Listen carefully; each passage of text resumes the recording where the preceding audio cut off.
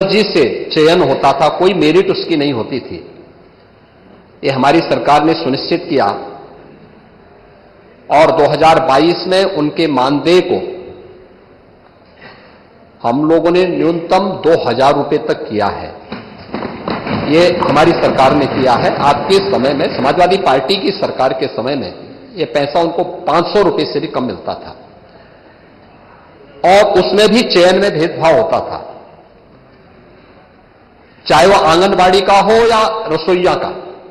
ये सभी बेहतरीन सेवा कर रही हैं और मैं सचमुच इनका सभी का अभिनंदन करूंगा, क्योंकि फील्ड लेवल में इन्होंने कोरोना कालखंड में बहुत बेहतरीन कार्य करके अपनी सेवाओं के माध्यम से शासन की योजनाओं को प्रत्येक परिवार तक पहुंचाने के लिए बहुत अभिनंदनीय कार्य किया। और यही कारण है कि आंगनबाड़ी कार्यकर्ती हो या आंगनबाड़ी सहायक हो, इन सबके मानदेय में बढ़ोतरी भी की है। इन्हें टैबलेट से आच्छादित करने के साथ साथ इन्हें अतिरिक्त मानदेय भी मिल सके। एक तो फिक्स मानदेय है और इसके अलावा अतिरिक्त भी इनकी इनकम हो सके, इसका प्रावधान भी किया गया है। बहुत सारी आंगनबाड़ी बहुत अच्छा उसके माध्यम से पैसा कमाती हैं।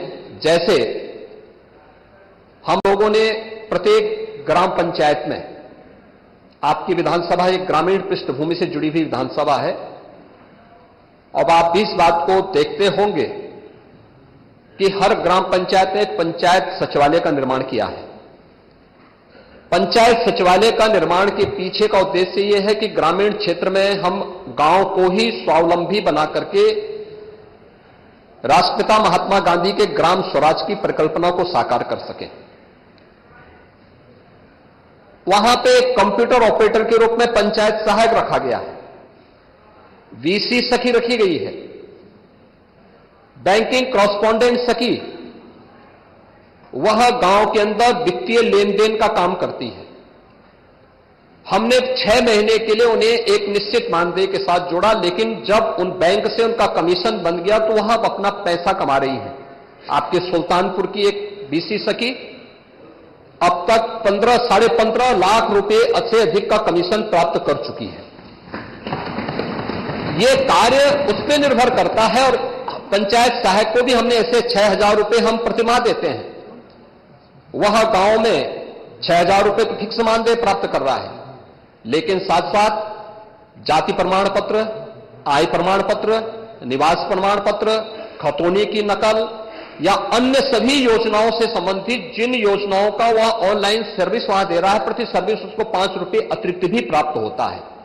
तो अगर कोई कार्य करने वाला व्यक्ति होगा तो वह उसको बेहतरीन इंसेंटिव वहां मिल जाता है, जो उसके मानदेय और वेतन से बेहतरीन पैकेज होता है।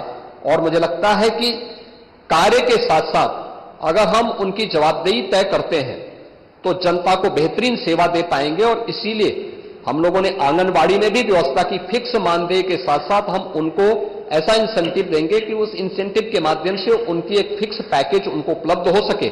आंगनबाड़ी में भी यही किया गया है और समय आने पर जब इसके बारे में आवश्यक होगा तो अवश्य सरकार इसके बारे में विचार करेगी कि जिन लोगों ने बेहतरीन कार्य किया है उनको बेहतरीन मानदेय या उनको उस प्रकार का पैकेज